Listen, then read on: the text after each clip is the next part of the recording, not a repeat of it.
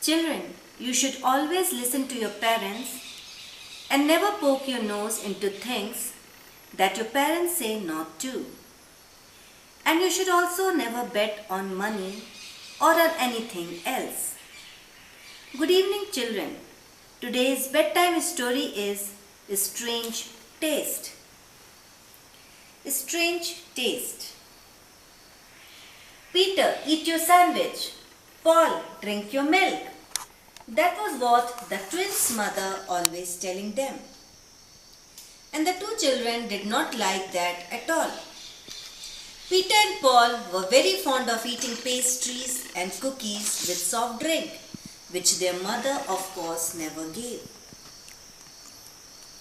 One summer afternoon, when the parents were away for shopping, Peter sneaked into the kitchen after lunch.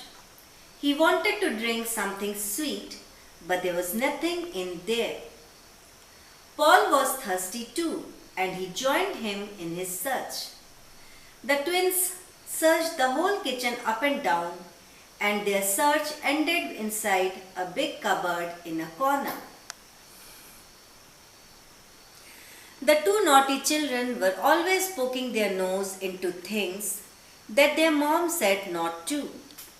And the wooden cupboard was one such thing that was always kept closed. The children opened the cupboard and found it full of different pots, containers, bottles and jars of all shapes and sizes. Mommy is out shopping. We are but by ourselves.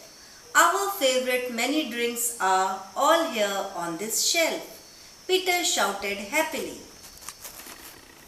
Out of so many of bottles, one strange bottle caught the children's attention the most. It was a shiny, transparent little bottle full of gold and chocolatey liquid. It seemed to be full of melted chocolate, and Peter took a quick small sip from it. Oh, it had a strange taste. Oh, it's not good, he told Paul. You won't like it at all. But I like anything that is sweet. Is it not sweet? Paul inquired. Well, it's sweet, but I bet you can't take more than a very small sip. Peter replied sincerely. Of course I can, Paul was sure. And the two brothers put bet that if Paul drank even half of the glass of that strange drink, Peter would give him his full pocket money of that month. Curiosity kills the cat. Little Paul took one small sip from it and felt peculiar. It's not all that bad, he mumbled and gulped down half of the glass of it without giving it a second thought. The stake was high and Paul wanted to win the bet money. Lo and behold, little Paul's mouth went on fire.